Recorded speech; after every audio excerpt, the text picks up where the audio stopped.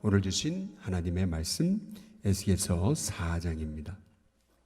에스겔 4장 9절에서 우리 17절까지 있는 하나님의 말씀입니다.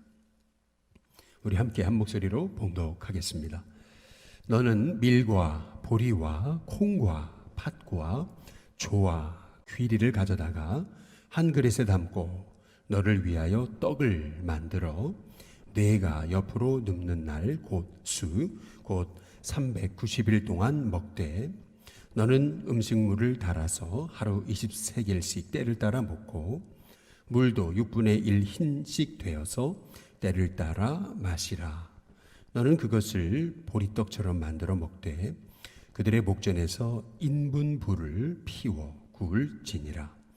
또 여호와께서 이르시되 내가 여러 나라들로 쫓아내어 흩어버릴 이스라엘 자손이 거기서 이같이 부정한 떡을 먹으리라 하시기로 내가 말하되 아하 주 여호와여 나는 영혼을 더럽힌 일이 없었나이다.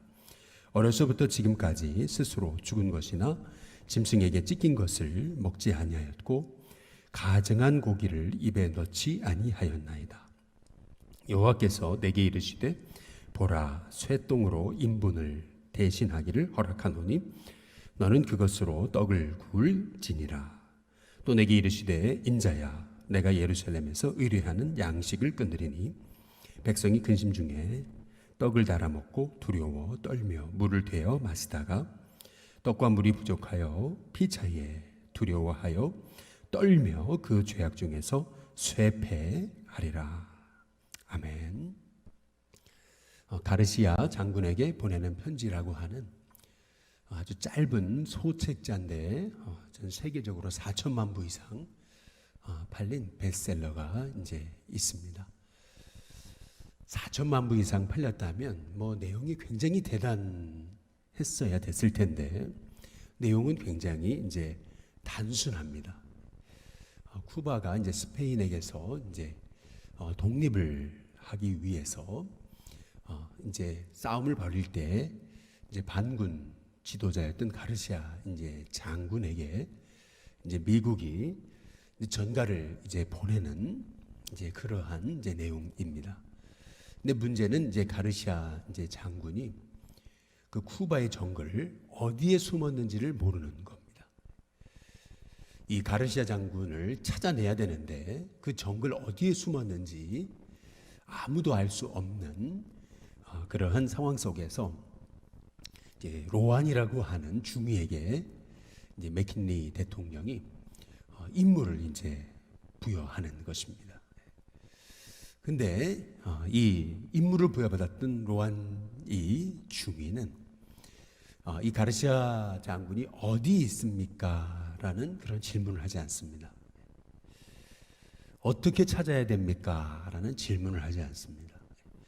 그냥 맥킨리 대통령이 시킨 일에 대해서 그는 무작정 쿠바로 넘어가서 그 정글 속에 들어가서 아주 충성스럽게 이제 맡겨진 이제 임무를 이제 담당하는 것을 이제 볼 수가 있습니다. 아니 이런 참 단순한 이런 책의 내용인데 그런데 어떻게 이 책이 한 세기 동안 한 세기가 넘도록 어떻게 이렇게 4천만 부 이상 줄곧 그렇게 소책자가 그렇게 전 세계적으로 수많은 나라 언어로 번역되고 그리고 지금까지 이제 읽히고 이제 읽게 된 이유가 뭐냐라고 하는 겁니다. 왜 이렇게 사람들이 이 책에 열광했느냐라고 하는 그러한 얘기입니다. 먼저 이제 이 책을 통해서 우리가 알 수 있는 것은 뭐냐면은 사람의 유능함보다 이제 중요한 것, 유능함보다 앞서는 것은 그것은 충성됨이라는 것입니다. 이 로안 중위는 이 가르시아 장군이 어디 있는지 알 수 없었습니다. 물론 맥킨리 대통령도 알 수 없었습니다.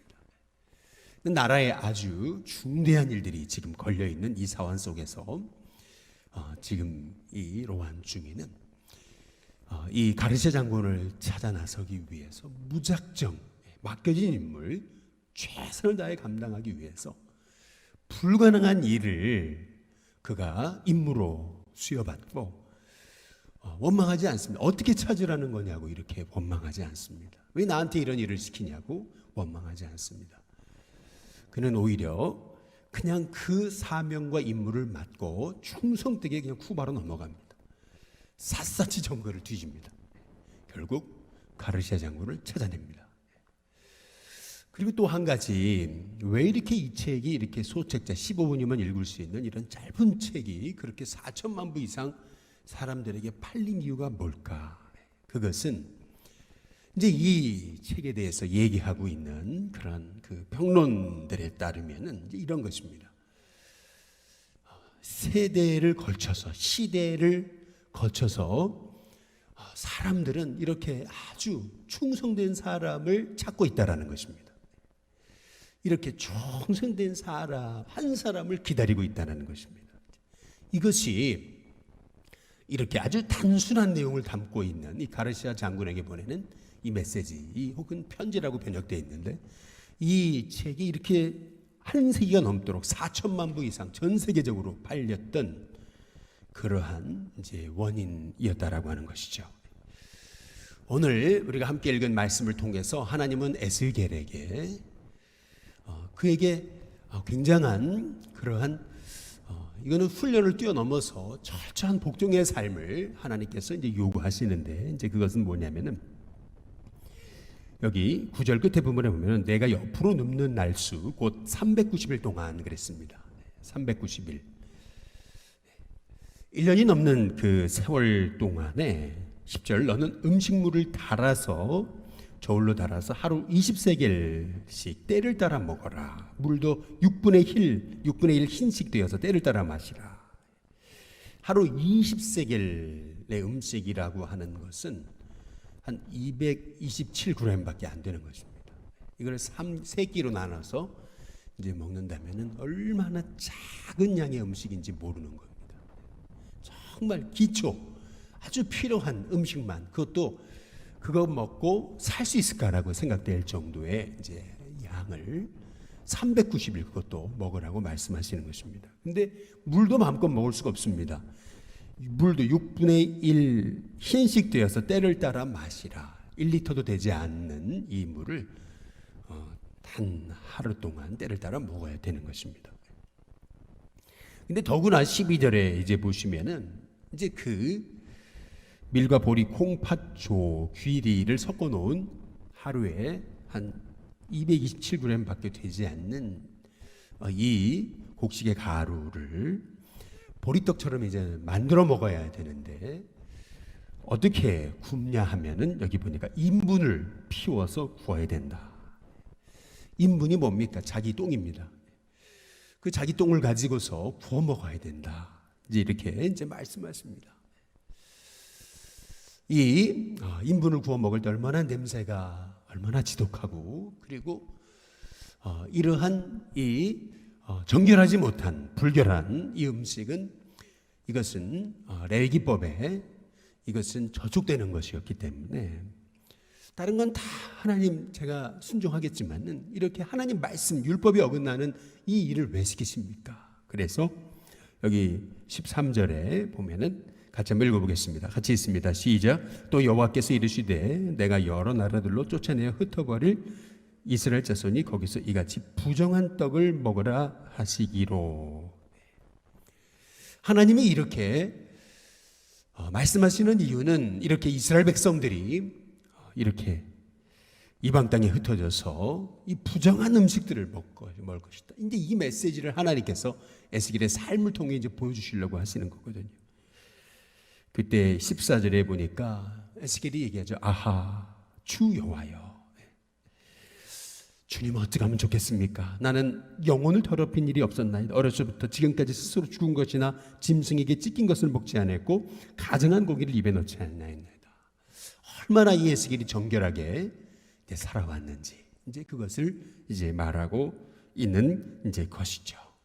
그랬더니 하나님께서 뭐라 하시냐면 15절 여호와께서 내게 이르시되 보라 쇠똥으로 인분을 대신하기를 허락하노니 너는 그것으로 떡을 구울지니라.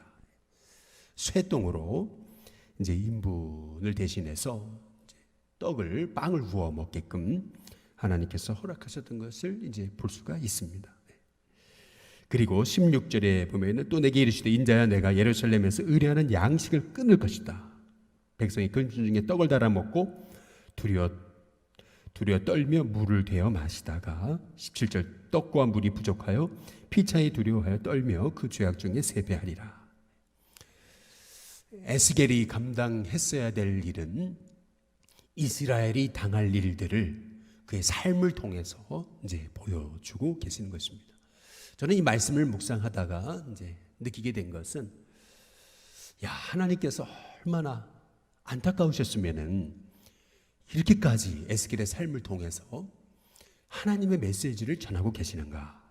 전에 한 번은 어떤 그 선교 단체 집회를 갔다가 그 선교 단체에서 이제 목사님 말씀하시기 전에 이제 몇 명의 청년이 나와가지고 이제 나사로의 이 죽은 나사로를 살리시는 그 예수님의 그 기적 사건을 이제 연극으로 이렇게 표현한 적이 있어요. 이제 나사로가 죽었어요. 그러니까 막 마리아 마르다가 이제 애곡하고 이제 그러죠. 예수님이 오셨어요. 그랬더니 왜 이제 오셨습니까? 예수님이 함께 계셨더라면 이제 이러니까 예수님이 함께 눈물을 흘리시죠. 그리고 나서 이제 나사로에게 나와라 이제 얘기를 하세요. 나와라. 그랬더니 이 나사로가 나옵니다. 나왔는데 딱 보니까 온 몸에다가 이렇게 이제 뭐 흰 그거를 걸쳤어요. 막 온 몸에 이렇게 묶어놨습니다. 붕대로 감아 놓듯이 얼굴부터 발까지 손까지 다 아주 똘똘똘 감아놨습니다. 그리고 나서 예수님 말씀하시죠. 풀어 놓아 다니게 하라 이렇게 말씀하시거든요. 그러니까 다 풀어 헤쳐요. 이제 그 모습이 참 인상적이었습니다. 우리 안에 이렇게 묶였던 것들, 이 묶였던 것들이 오늘 이 예수님 십자가의 은혜로 여러분이 풀리셔야 됩니다. 풀어놓아 다니게 하셔야 됩니다. 이런 당신 안에 있는 이 내적 상처들이 치유받는 역사가 이제 오늘 이 밤에 일어나셔야 됩니다. 이제 이런 이제 메시지를 이제 전하기 위해서 이제 그러한 이제 드라마를 이제 준비했던 거예요. 참 지금도 기억이 나는 인상적인 것이었습니다. 마찬가지로 에스겔의 이 행위 설교, 이 몸으로 보여주는 설교, 우리가 어제 함께 우리 마목사님 통해서 함께 나누셨듯이 하나님은 에스겔을 통해서 이스라엘이 당할 일들을 몸으로 보여주십니다. 오늘도 이어서 이스라엘이 이렇게 이제 예루살렘이 포위를 당해서 그래서 결국에는 이렇게 굶주리고 결국에는 먹을 것이 없어서 기근을 만나고 음식만이 아니라 물도 먹을 것이 없어서 그렇게 고통 중에 임하게 될 것임을 하나님께서 에스겔의 이 몸을 통한 설교를 통해서 말씀하고 이제 계시는 것입니다. 얼마나 하나님이 정말 그 메시지를 전하기 원하셨으면은 이렇게 듣지 않는 이스라엘 백성들을 향해서 그들로 깨닫게 하시려고 하나님께서 이렇게 몸으로 이제 설교를 이렇게 전하고 이제 계시는 이 모습을 우리가 생각해 본다면 하나님은 지금도 우리에게 말씀하시는 하나님이시라는 겁니다. 얼마나 우리에게 말씀하기를 원하시는 하나님이신지, 우리가 너무 마음이 분주하고 우리의 마음이 딴 데 있고 우리가 우리의 욕심과 우리의 생각으로 충만해가지고 우리의 고집으로 가득 똘똘 뭉쳐있기 때문에 우리의 마음이 하나님을 향한 그 신뢰보다도 불신과 의심과 원망이 가득해 있기 때문에 우리가 하나님의 음성을 듣지 이제 못하게 이제 되는 것이지, 하나님이 침묵하고 계시는 것이 아니라는 겁니다. 하나님이 음성을 들려주지 않으시는 것이 아니라는 것입니다. 오늘 이 말씀을 통해서 우리는 얼마나 하나님 말씀하기를 원하시는지, 얼마나 우리가 그 음성에 청종하고 듣고 따르기를 원하시는지 이제 우리가 이제 알 수 있는 것입니다. 그 음성 들었더라면 이스라엘이 이렇게 고통 중에 이제 멸망당하지는 이제 않았을 것임을 하나님께서 포로된 그 이스라엘 백성들에게 에스겔을 통해서 그 그발강가 그 데라비브에 있었던 그 이스라엘 백성들에게 하나님의 말씀을 에스겔을 통해서 지금 이렇게 행위 설교, 몸을 통한 설교를 통해서 지금 아주 적나라하게 이제 말씀하고 계시는 것을 볼 수가 있습니다. 또한 한 가지 중요한 것은 이런 하나님이 시키신 일을 충성스럽게 감당하는 이런 에스겔의 모습을 통해서 얼마나 이렇게 하나님은 충성된 하나님의 한 사람, 그 한 사람을 찾으시는지를 우리가 알 수 있는 것입니다. 지금도 하나님은 말씀하시지 않는 것이 아니고 충성된 하나님의 한 사람을 통해서 하나님은 지금도 말씀하기를 원하신다라고 하는 것입니다. 이것은 하나님의 마음만이 아닙니다. 어떤 일터나 어떤 사업장이나 교회나 어떤 공동체 안에 이토록 사람들은 충성된 사람을 찾고 있어요. 충성된 사자는 마치 여름날의 얼음 냉수 같아서 주인의 마음을 시원케 한다라고 그렇게 잠언 25장 13절에서 말씀하고 있습니다. 그렇게 충성된 사자, 너가 그렇게 일에 능숙한 사람을 받느냐, 그 사람은 천한 자 앞에 서지 않을 것이요 왕 앞에 서게 될 것이다.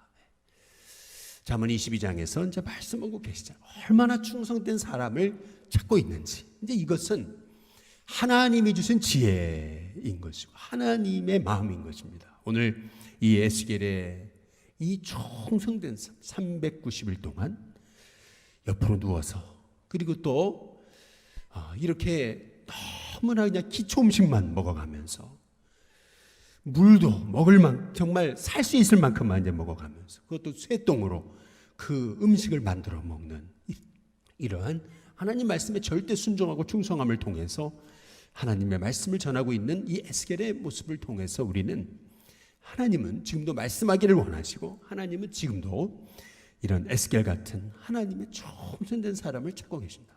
그는 얼음 냉수 같은 사람이다. 그는 천한 자 앞에 서지 않는다 라고 말씀하시는 이 하나님의 음성을 우리가 주목하고 귀 기울여야 되는 것입니다. 허슨 테일러라고 하는 중국을 깨운 위대한 선교사가 있습니다.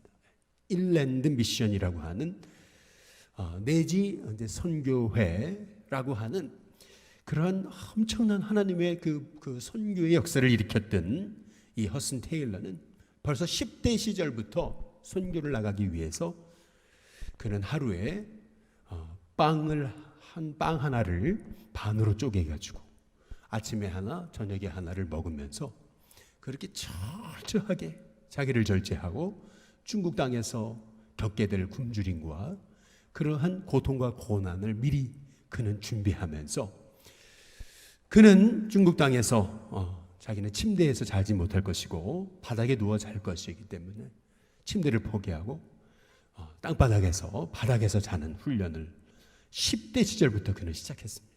충성되게 준비했던 허슨 테일러는 그는 결국 중국 땅에 가서 남들이 생각하지 못하는 그러한 참 존귀한 일들을 이루었던 것을 이제 볼 수가 있습니다. 하나님은 우리가 유능한 것을 원하신 것이 아니고 하나님은 우리의 충성됨을 원하시는 것입니다. 그 충성된 한 사람을 통해서 일은 하나님이 하시는 것입니다. 우리가 에스겔처럼 하나님의 말씀에 충성하여 그 시키신 말씀대로 신실하게 충성되게 주의 사명을 감당할 때 나머지 일은 하나님이 하시는 것입니다. 오늘 이 새벽에 하나님은 말씀하시는 하나님이시구나.